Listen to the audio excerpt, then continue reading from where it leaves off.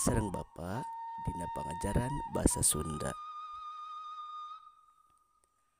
Tah saupamina dina minggon ti payun hidup parantos diajar ngeunaan bab narjamahkeun kangge dinten ayeuna hidup baris diajar ngeunaan bab dongeng. Tangtosna hidup oge pasti tos teu birek deui atanapi tos teu aneh deui parantos terang naon ari dongeng.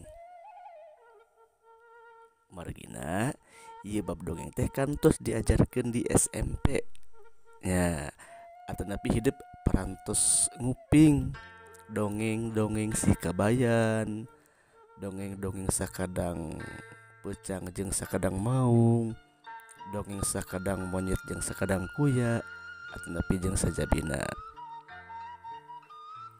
Tah ku kituna anu baris dipedar dina bab dongeng teh diantarana hiji nyaeta ngeunaan wangenan atanapi harti dongeng.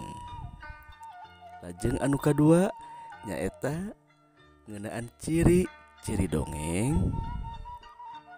Lajeng anu katilu nyaeta struktur atanapi unsur-unsur intrinsik dongeng. Lajeng anu kaopat nyaeta papasingan atanapi jenis-jenis dongeng. Tah ayeuna urang baris medar ngeunaan wangenan atanapi harti dongeng. Dongeng nyaeta mangrupa karya sastra buhun atanapi karya sastra heupeul dina wangun prosa atanapi basa lancaran anu palaku jeung caritana miboga unsur pamohalan atanapi teu asup akal tur miboga pesen anu tangtu. Hal-hal anu teu mancing akal dina dongeng saperti dina gambaran watak palaku, jalan carita, waktu jeung tempatna. Contona misalkan aya sato atanapi tutuwuhan bisa nyarita. Eusi dongeng teh umumna ngandung atikan moral pikeun ngarojong dunya atikan. Upamana wae lamun jalma bener tangtu menang pahala. Sabalikna lamun jalma salah tangtu bakal menang siksaan atanapi cilaka. Palaku dina dongeng mah bisa saha wae. Bisa sasatoan, bisa tetangkalan, manusia, gunung, bisa jin, siluman, jeung sajabana.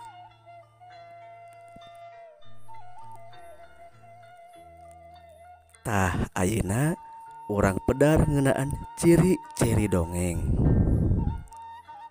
Ciri-ciri dongeng teh diantarana kahiji kaasup kana golongan carita.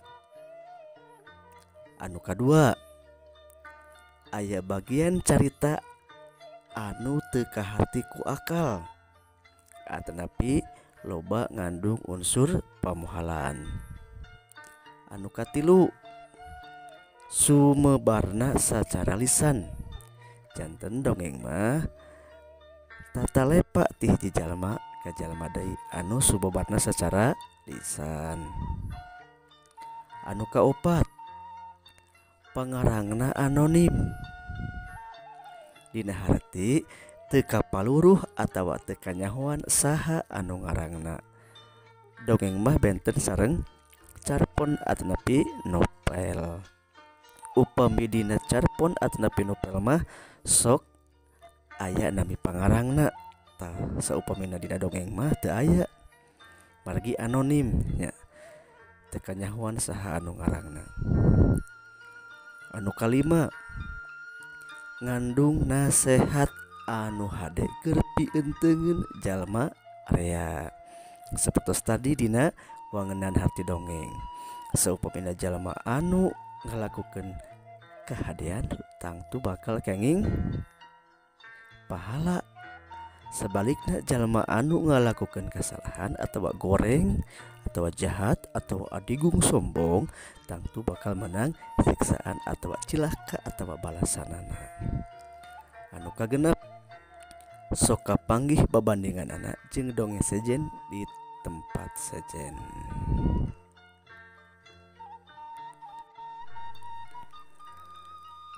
Kangge salajengna nyaeta ngeunaan struktur atanapi unsur-unsur intrinsik dongeng.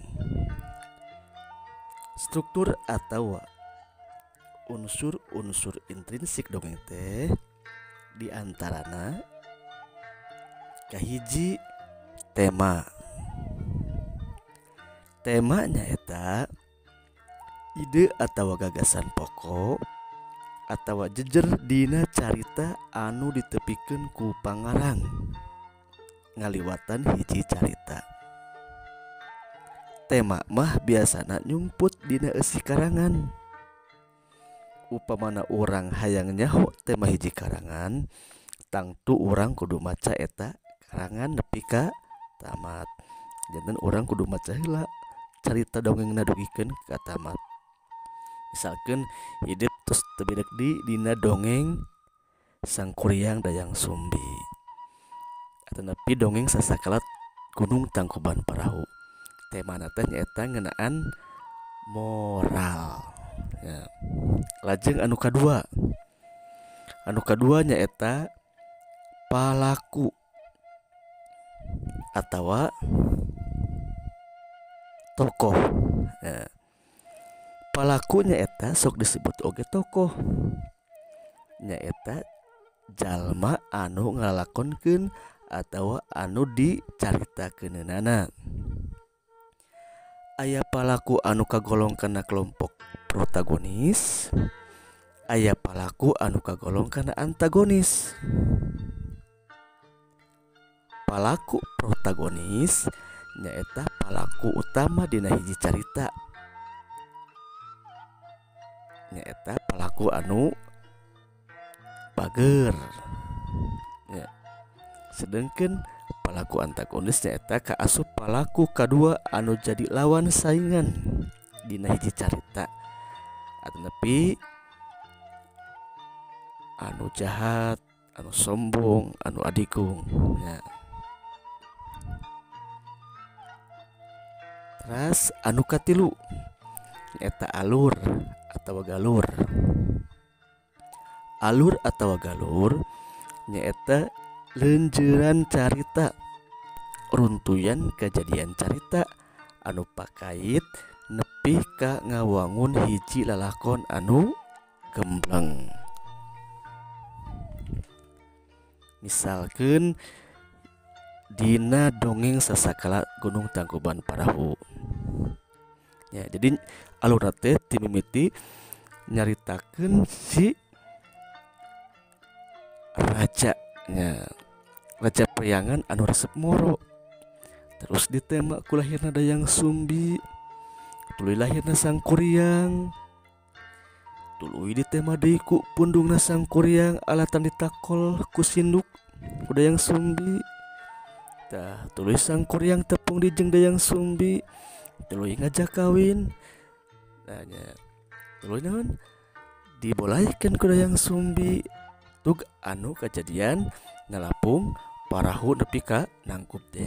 Janten leunjeuran carita ti kawit raja dugikeun ka tadi si Sang Kuryang nalapung parahu alatan ku dibolehkeunana teh janten nikah ka Dayang Sumbi. Anu kalima nyaeta amanat ya. Amanat nyaeta ajaran moral anu hoyong ditepikeun ku pangarang atawa kanu maca ya. Biasana ieu amat kadang leuwih ti hiji ya. Misalkeun amanat dina dongeng Sasakala Gunung Tangkuban Parahu nyaeta Di antarana yen hirup teh kudu asak-asak sasar jeung asak jejehan, kudu panjang pikiran jeung ulah ukur tumamprak kana kaayaan, tapi kudu dibarung kudu ajeng usaha. Tadi antarana salah sahijina. Seueur deui nya urang ulah hoyong nikah kalau jadi indung. Ku sabab eta naon? Urang selaku agama Islam anu ngagem agama Islam teu kenging nya. Margi eta tos ditekengingkeun. Seueur deui nya.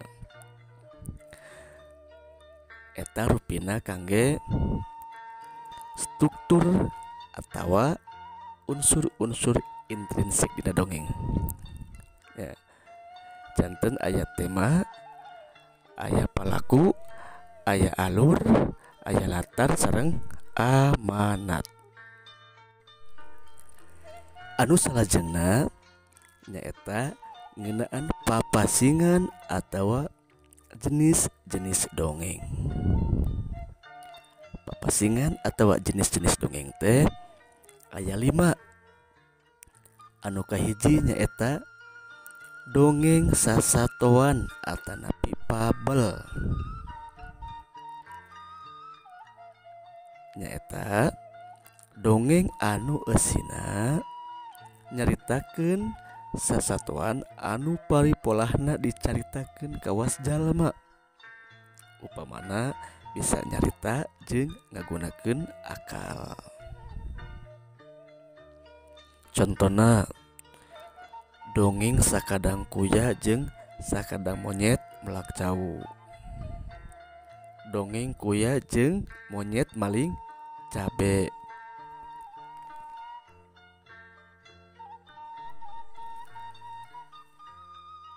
Dongeng sakadang gajah jeung sakadang sirem. Atanapi dongeng sakadang kuya jeung sakadang monyet ngalanangka. Dongeng sakadang peucang jeung sakadang buaya jeung sajabina seueur nya. Anu kadua nyaeta dongeng jalma biasa atanapi dongeng parabel. Nyaeta dongeng anu eusina nyaritakeun kahirupan jalma biasa. Contona anu tos kamasyhur di urang di Jawa Barat nyaeta dongeng si kabayan ngala nangka, dongeng si kabayan ngala tutut, dongeng si kabayan tapa, dongeng si kabayan jadi dukun jeung sajabina. Anu katilu nyaeta dongeng sasakala atanapi dongeng legenda.